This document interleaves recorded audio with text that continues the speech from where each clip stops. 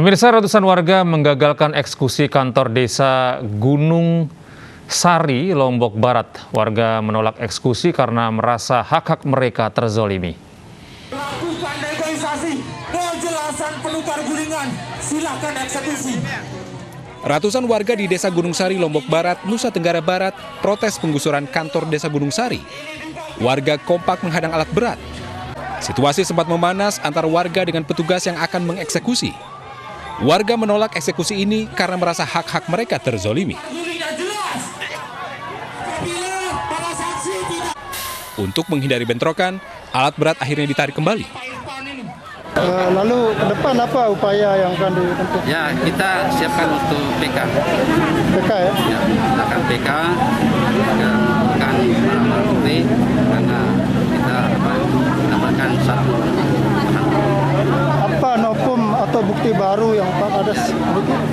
sertifikat nih Haji Zohri sendiri.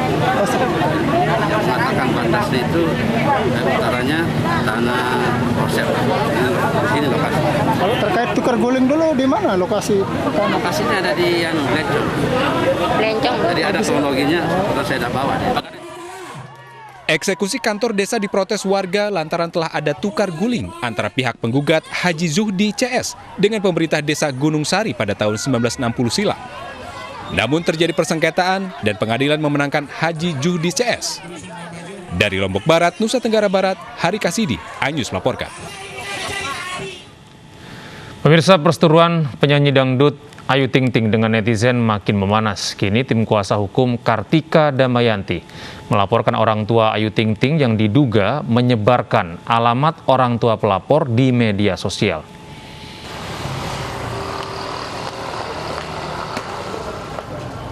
Empat kuasa hukum Kartika Damayanti tiba di Polda Jawa Timur untuk melaporkan orang tua Ayu Ting Ting. Klien mereka keberatan karena ayah Ayu Ting Ting, Abdul Rozak, menyebarkan alamat orang tua pelapor di Bojonegoro, Jawa Timur. Mereka membawa barang bukti foto-foto rumah orang tua Kartika di media sosial. Orang tua Ayu mendatangi rumah keluarga KD untuk mediasi pertikaian di media sosial. Yang dikhawatirkan takut ada pihak ketiga yang tidak menyukai dan tidak senang terhadap keluarga KD tersebut. Kalau semisalnya alamat tersebut disampaikan ke pihak luar, khawatir ada ancaman-ancaman atau tindakan-tindakan yang tidak diinginkan dari pihak keluarga KD. Selain dengan Kartika, pedangdut Ayu Ting Ting juga berseteru dengan netizen lain. Ayu pun diperiksa terkait laporannya kepada pemilik akun Instagram Gundik_Empang atas dugaan penghinaan terhadap keluarga. Ayu sempat diperiksa selama 12 jam dengan 15 pertanyaan. Dari Surabaya, Jawa Timur, Rahmat Ilyasan, iNews melaporkan. Unjuk rasa menolak diselenggarakannya ajang balap Formula E di depan gedung Balai Kota DKI Jakarta Senin sore berujung ricuh. Sejumlah orang yang dianggap sebagai provokator karena menggelar aksi tanpa izin ditangkap polisi. Dua koordinator aksi yang sedang berorasi di atas mobil diminta polisi untuk turun dan membubarkan diri dari lokasi tempat mereka menggelar unjuk rasa di depan gedung Balai Kota DKI Jakarta Gambir pada Senin sore. Pembubaran paksa dilakukan petugas kepolisian karena kegiatan yang menimbulkan kerumunan tersebut tidak mengantongi izin serta melanggar PPKM level 3 yang rentan menimbulkan klaster baru penyebaran COVID-19. Dalam aksinya, massa yang menamakan diri Forum Rakyat untuk Keadilan dan Gerakan Rakyat Peduli Bangsa mendesak Anies Baswedan segera membatalkan rencana gelaran ajang balap Formula E yang dinilai merusak keindahan monumen nasional. Pengunjuk rasa mengancam akan kembali menggelar aksi unjuk rasa dengan jumlah massa yang lebih besar jika tuntutan mereka tidak dipenuhi. Pendeta loh Pak, itu pendeta, Pak, itu pendeta Pak, itu pendeta, kemana jiwa kalian, itu pendeta Pak.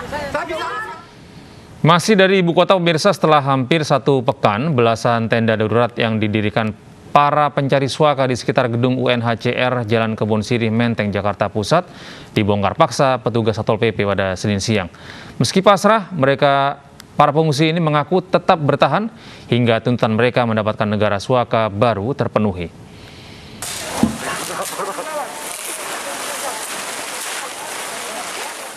Para pencari suaka asal Timur Tengah dan benua Afrika ini pun hanya bisa pasrah melihat tenda-tenda mereka dibongkar petugas.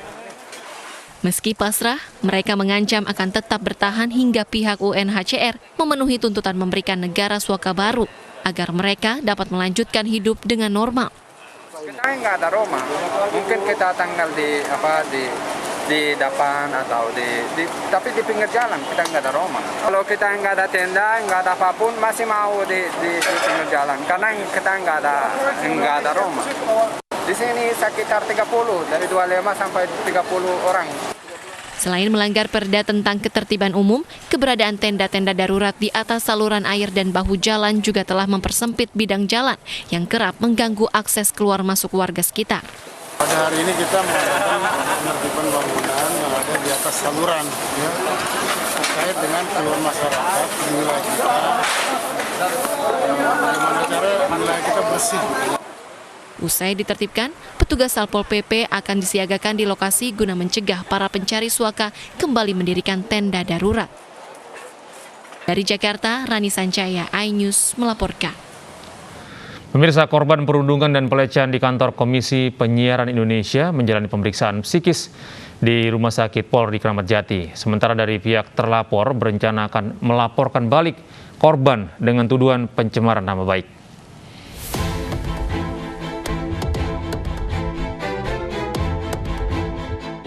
Korban perundungan dan pelecehan seksual di kantor Komisi Penyiaran Indonesia, MS, bersama kuasa hukumnya mendatangi Rumah Sakit Polri untuk menjalani tes psikis.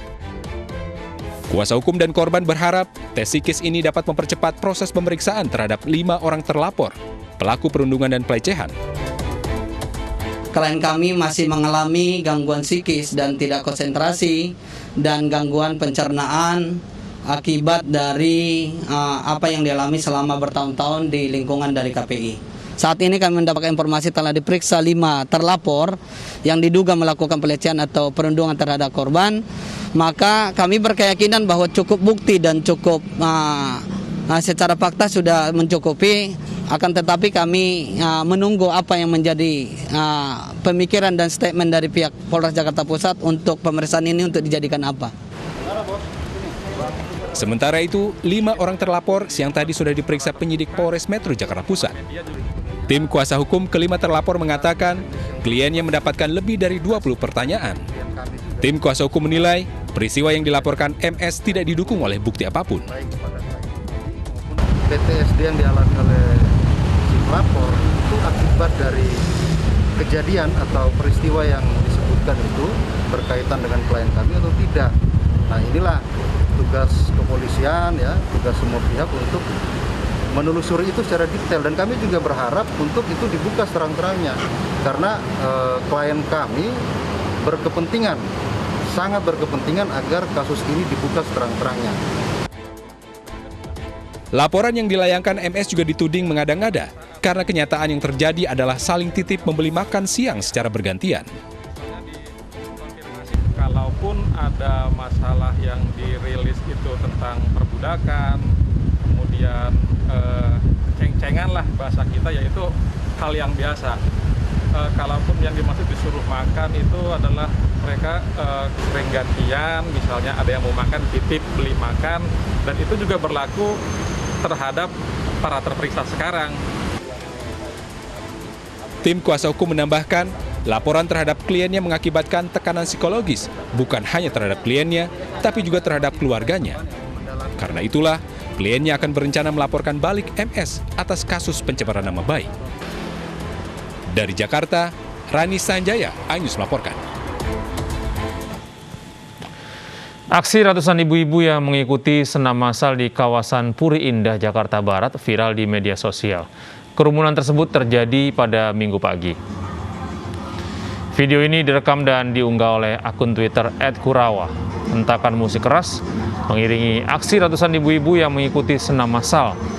Kegiatan dilakukan pada Minggu pagi di Jalan Puri Ayu, Puri Indah, Jakarta Barat.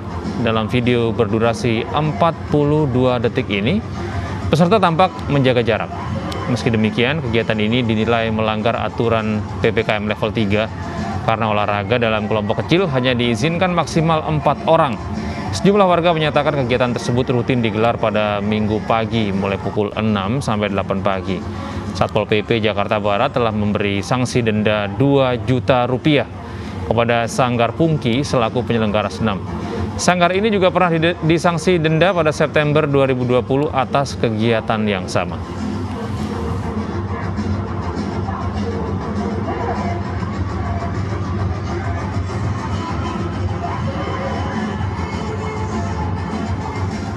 Sementara itu beroperasi hingga tengah malam dan picu kerumunan, sebuah tempat hiburan malam di Kemang, Jakarta Selatan disegel petugas. Penyegelan ini dilakukan selama 3 hari, terhitung sejak Sabtu malam.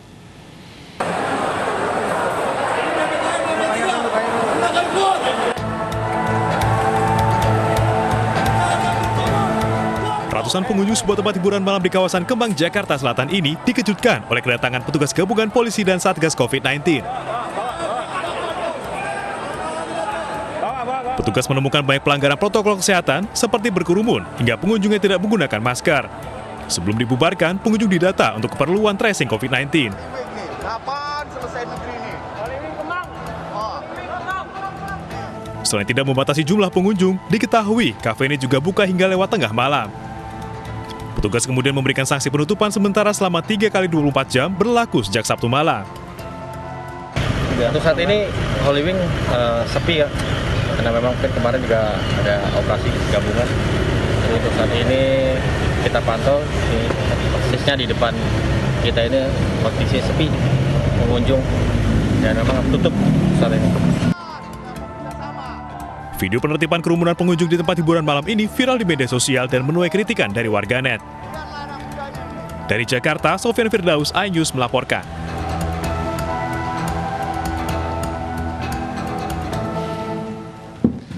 Menteri Sosial Tri Risma hari ini lagi-lagi meluapkan emosinya, dan kali ini ia geram karena masih ada ribuan orang yang belum menerima bansos COVID-19 di Aceh Besar. Mungkin orangnya merantau, it's okay. Tapi bahwa orangnya ada. Jangan ngomong nggak ada loh Pak, tak datangi kampungmu. Duh serius, nanti tak cari satu tak buktikan. Sudah semua clear. Menteri Sosial Tri Risma hari ini kembali naik pitam. Alasannya, masih ada bantuan sosial yang belum tersalurkan kepada masyarakat di Aceh Besar. Risma meluapkan emosinya kepada perwakilan Bank BUMN di Aceh saat meninjau langsung distribusi bansos di Aceh 2 September lalu. Kenapa? Saya tanya kenapa? Risma marah karena masih ada 1.300 orang yang belum menerima bansos. Sementara pihak bank beralasan, penyaluran bansos terkendala penerima manfaat yang tidak hadir saat sosialisasi. Mereka belum datang gitu. Ya podo ae toh Bapak. Iya. Ngapain aku ngerapatkan susah-susah Bapak ini? Aduh. Balik-balik kok. Capek aku Pak. Dikira aku nggak capek apa? Oh, udah jelas. Aku ngomong hari ini. Kalau Bapak ngomong bisa kemarin mestinya sebelum aku datang diselesaikan. Tapi kenapa nggak diselesaikan? Marah aku jadinya Pak. Aku sudah berusaha nggak marah, Bapak bikin marah. Ternyata kosong. Itu pertanyaan itu kita yang harus jawab. Sementara kamu seperti itu. Sebelumnya, Risma juga sempat marah-marah pada sebuah lembaga perbankan di Jember, Jawa Timur. Alasannya, lembaga tersebut dinilai lamban dalam mencarikan bansos untuk warga terdampak COVID-19. Tim iNews melaporkan. Pemerintah kembali mendatangkan 5 juta dosis vaksin COVID-19 jenis Sinovac. Kedatangan vaksin tahap ke-50 ini merupakan bagian dari program percepatan vaksinasi nasional untuk memutus mata rantai penularan COVID-19. Indonesia kembali kedatangan vaksin jenis Sinovac.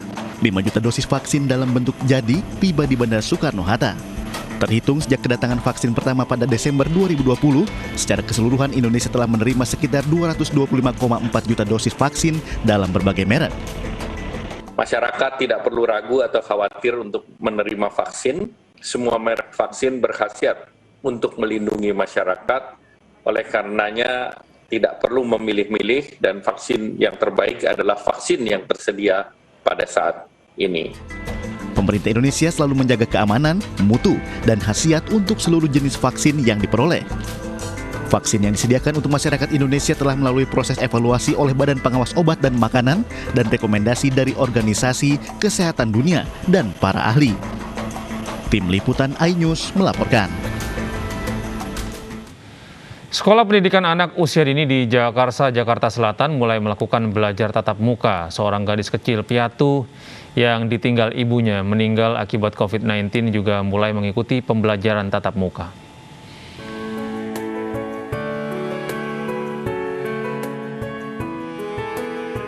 Inaya, gadis kecil usia 6 tahun ini, mulai mengikuti pembelajaran tatap muka di PAUD Al-Fat Ciganjur, Jagakarsa, Jakarta Selatan. Ini adalah pertama kalinya Inaya masuk sekolah sejak pandemi COVID-19. Inaya tak lagi diantar ibunya untuk sekolah. Sang ibu meninggal dunia akibat terpapar COVID-19. Inaya kini hanya tinggal serumah bersama ayah dan kakak perempuannya yang masih sekolah di bangku SD. Inaya merupakan siswa berprestasi dengan sejumlah piala penghargaan dari sekolahnya. Gimana nih? Seneng nggak hari pertama sekolah? Senang. Senangnya kenapa tuh? Senangnya belajar. Bagi sebagian orang tua, kegiatan sekolah tatap muka dinilai lebih efektif karena siswa dapat bertemu teman dan mendapat pembelajaran langsung dari guru. Kurang lebih semenjak ada pandemi COVID-19 ya sekitar hampir 2 tahun kita belajar online di rumah. Saya kira dengan pembelajaran tatap muka ini sangat bagus karena selain memberikan semangat buat anak-anak, ini juga merefresh anak-anak dengan bertemu guru sama teman-temannya di sekolahan. Pihak sekolah menerapkan pembelajaran tatap muka dengan protokol kesehatan yang ketat sesuai dengan anjuran pemerintah dan persetujuan dari orang tua siswa. Kita hari ini pada hari Senin tanggal 6 bulan September ini kita mulai awal dan anak-anak juga antusias, semuanya hadir dan kita tetap menjaga prokes, tetap memakai masker, menjaga jarak dan anak-anak juga selalu dicek suhunya setiap mau masuk sekolah. PAUD Al-Fat membatasi jumlah siswa yang mengikuti pembelajaran tatap muka hanya sebanyak 50% dari kapasitas kelas dan dibagi menjadi 2 sesi. Dari Jakarta Selatan, Daniel Misa Jambati, News melaporkan. Usai mengikuti kegiatan belajar tatap muka, puluhan pelajar SMA di Lombok Tengah terlibat perkelahian. Perkelahian terjadi akibat kesalahpahaman di aplikasi pesan singkat.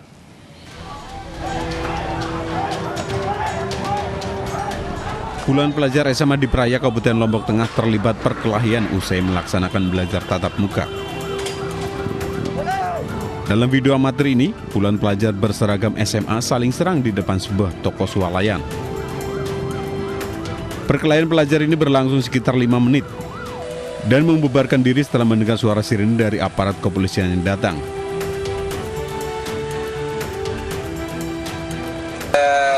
Dua belah pihak yang memulai, maksudnya masing-masing dulu, habis itu semuanya langsung pada saling terlibat ya. Perkelahian dilakukan oleh pelajar dari 2 sekolah yang berbeda, yakni SMKN 1 Praia dan SMAN 2 Praia. Game online, maksudnya kan mau menjual ke semua orang kan? Tapi karena ada ketersinggungan sedikit aja, tidak terlalu, tidak bisa dibesar-besarkan, tidak ada. Itu ketersinggungan gara-gara apa itu, Bu?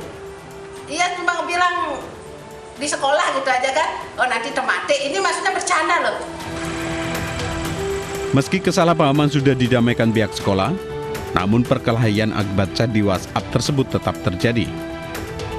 Dari Lombok Tengah, Emma Widiawati, News melaporkan. Dari mancanegara, para siswa di seluruh dunia kembali ke sekolah untuk memulai tahun ajaran baru. Organisasi Kesehatan Dunia (WHO) memperkirakan 660 juta siswa di dunia terkena dampak penutupan sekolah akibat pandemi COVID-19.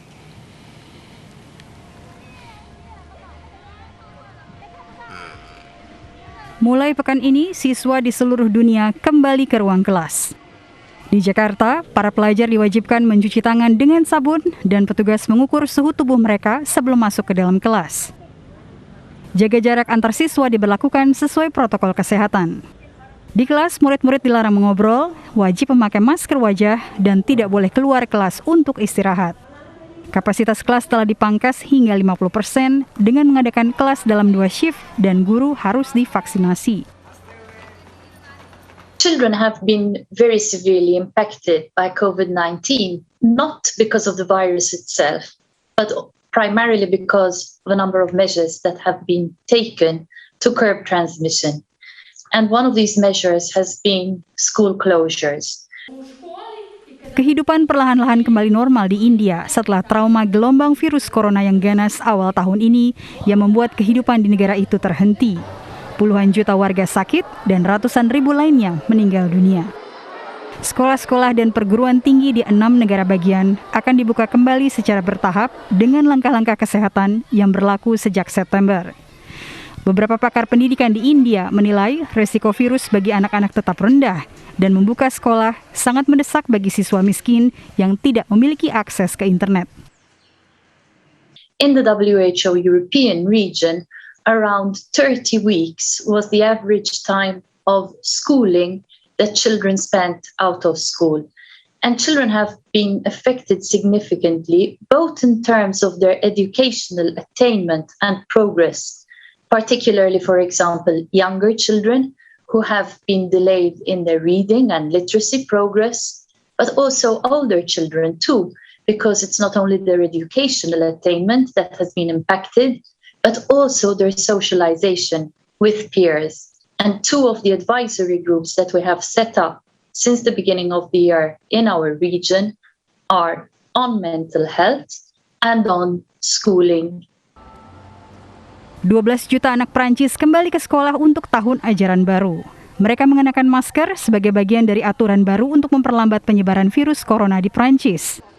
Presiden Prancis Emmanuel Macron mengunjungi sebuah sekolah dasar di lingkungan multikultural yang miskin di selatan kota Marseille. This year, however, is different. Why? Because we have vaccines, we have vaccination. Many countries across the region, teachers have been vaccinated. In those countries where teachers have not yet been vaccinated, of course, we encourage that teachers are considered as an important group to receive vaccinations. Furthermore, we know that vulnerable children over the age of 12 should also be prioritized and for the vaccination, and in this way they would be able to return to school more safely. Sementara para siswa di Gaza menerima vaksin corona sebagai upaya yang diluncurkan di sekolah-sekolah wilayah Palestina. Otoritas Kesehatan Palestina meluncurkan program vaksinasi untuk siswa berusia 16 hingga 18 tahun di jalur Gaza saat wilayah tersebut menghadapi gelombang ketiga infeksi virus corona. Berdasarkan data PBB, lebih dari 2 juta siswa kembali untuk awal tahun ajaran 2020. Berdasarkan data PBB, lebih dari 2 juta siswa kembali belajar ke sekolah untuk awal tahun ajaran 2021-2022. Ratusan migran bentrok dengan pasukan keamanan di Meksiko di perbatasan. Anyus Pagi akan kembali usai jeda.